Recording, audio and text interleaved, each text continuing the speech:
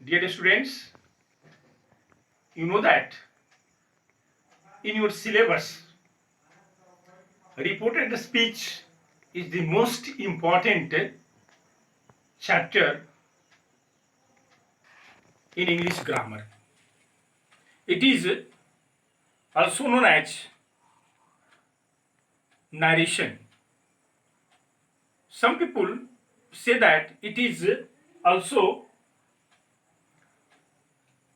the very necessary part of your learning, in the sense that if you understand this chapter nicely and perfectly, you would be able to write the question and answer yourself. So, pay your attention on the topic reported speech. First question is, what is reported speech? It is a way of report our statement. When we report the statement of the speaker in its original form, it is called direct speech. So, students, you can understand that we can report the speech of any speaker in two ways. And the first way is direct speech. Direct speech is the original statement of the speaker. किसी भी speaker की जो मूल बातें होती है ना, जब हम उसी के शब्द में व्यक्त करते हैं, उसको हम लोग कहते हैं डायरेक्ट स्पीच, जिसको हिंदी में प्रत्यक्ष कथन कहा जाता है. He says I am happy. इस सेंटेंस में आई एम हैप्पी, जो कि इन्वर्टेड कॉमा से घिरा है, और ही सेज कॉमा से घिरा है, वह डायरेक्ट स्पीच है, क्योंकि स्पीकर का यह ओरिजिनल स्टेटमेंट है. ये तो डायरेक्ट स्पीच आपने समझा कि जब स्पीकर का ओरिजिनल स्टेटमेंट उसी के शब्द में रखते हैं तो उसको कहते हैं डायरेक्ट स्पीच. लेकिन जो दूसरा तरीका है इनडायरेक्ट स्पीच, जब किसी स्पीकर की ओरिजिनल स्टेटमेंट को हम हूबहू उसके शब्द में ना रखकर उसको अपने शब्द में रखते हैं, लेकिन उसके सेंस को नहीं बदलते हैं, उसके आशय को नहीं बदलते हैं, तो उसको कहते हैं indirect speech. When we report the speech of the speaker in our own words, but we don't change the sense of the speakers, then it is called indirect speech. Direct से इनडायरेक्ट करते हैं तो उसमें कुछ परिवर्तन होता है. Comma को चेंज करते हैं, उसके जगह पर आवश्यकता के अनुसार कंजंक्शन का प्रयोग करते हैं, दैट यहां लगा है, और इन्वर्टेड कॉमास को हटा देते हैं. He says I am happy, उसका इनडायरेक्ट होगा he says that he is happy.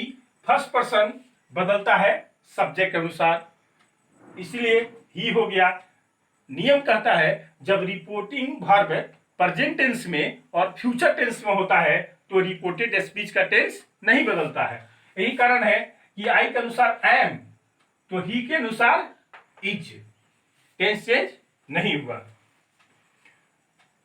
भैया बहन ध्यान देंगे कि डायरेक्ट स्पीच को जो है ना, हम दो भाग में बांटते हैं.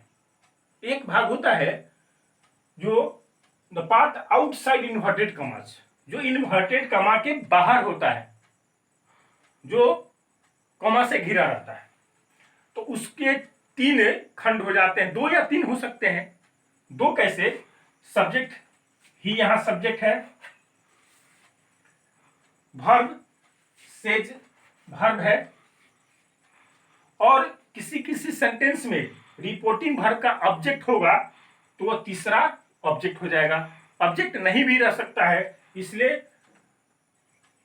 जो पार्ट इन्वर्टेड कॉमा के बाहर है उसके दो या तीन हिस्सा होता है. सब्जेक्ट पहला, दूसरा वर्ब, तीसरा ऑब्जेक्ट। इसको हम लोग रिपोर्टिंग वर्ब कहते हैं। He said to me, I am ready to read। इसमें ही सब्जेक्ट हो गया क्योंकि वह स्पीकर है, वह बात को रख रहा है। सेड रिपोर्टिंग वर्ब हो गया और सेड का ऑब्जेक्ट क्या हो गया, मी, यह रिपोर्टिंग वर्ब हो गया। तो रूल कहता है जब रिपोर्टिंग वर्ब पास्ट टेंस में होता है तो रिपोर्टेड स्पीच का टेंस बदलता है।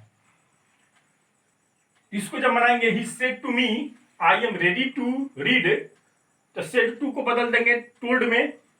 ही told me that, first person बदलेगा सब्जेक्ट के अनुसार, ही, और यहाँ आई एम चेंज हो जाएगा, पास्ट टेंस में जाएगा, तो he was ready to read. प्यारे भैया बहन, अभी जिसको हमने समझा है कि the part outside inverted commas, उसको रिपोर्टेड स्पीच भी कहते हैं। किसी किसी ग्रामर की बुक में आप देखिएगा रिपोर्टिंग स्पीच भी लिखा है। तो अभी इसको हम कुछ और उदाहरण से समझेंगे।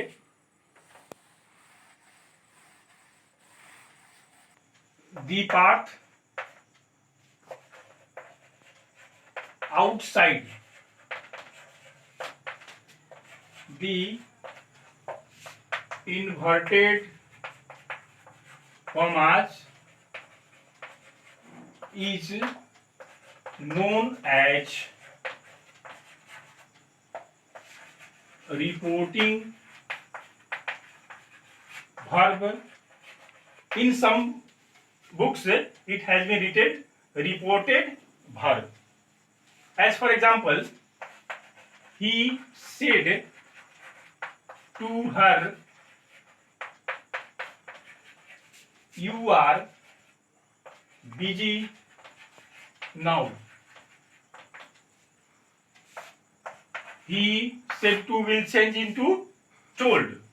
He told her, you are busy now. It is the assertive sentence, so it will take a conjunction that.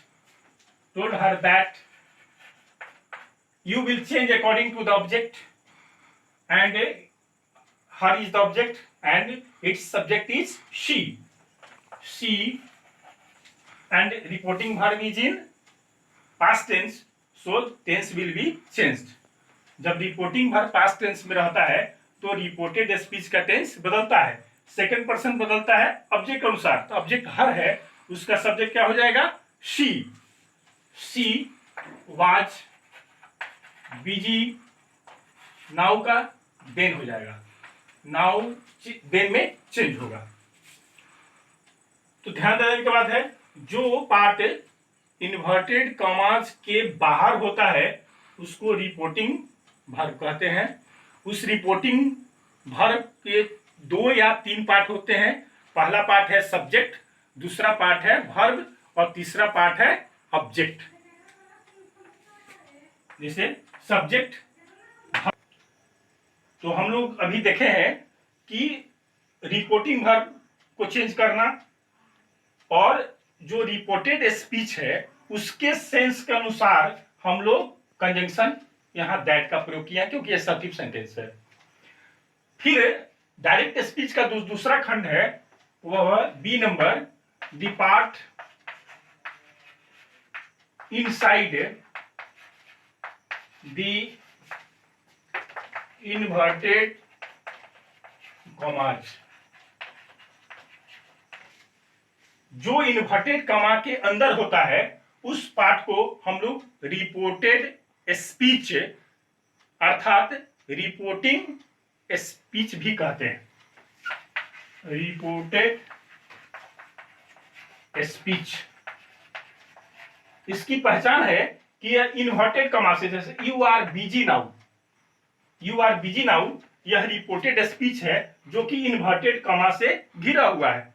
Modern English grammar में सिंगल इन्वर्टेड कॉमा चलता है।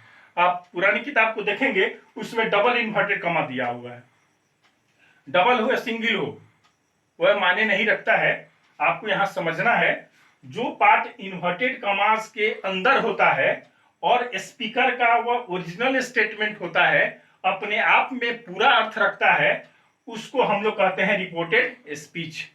दूसरे शब्दों में, वह कलर जो स्पीकर को अपनी बात रखने में मदद करता है और अपने आप में पूरा अर्थ नहीं रखता है, उसको हम लोग कहते हैं रिपोर्टिंग वर्ब। और जो स्पीकर का मूल स्टेटमेंट होता है, अपने आप में पूरा अर्थ रखता है और इन्वर्टेड कॉमा से घिरा रहता है, उसको हम लोग कहते हैं रिपोर्टेड स्पीच या रिपोर्टिंग स्पीच। तो डायरेक्ट स्पीच के दोनों खंड को आपने समझ लिया। अब हम लोग देखेंगे कि डायरेक्ट से इनडायरेक्ट स्पीच बनाने के जो स्टेप हैं वह कौन कौन से स्टेप हैं। उसको हम लोग 6 भाग में बांट सकते हैं बहुत अच्छी तरह से समझने के लिए। तो पहला जो स्टेप होगा वह क्या होगा, उसको हम लोग देखें।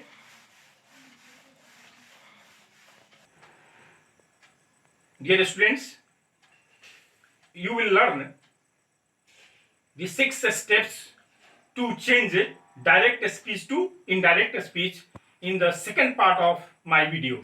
Thanks.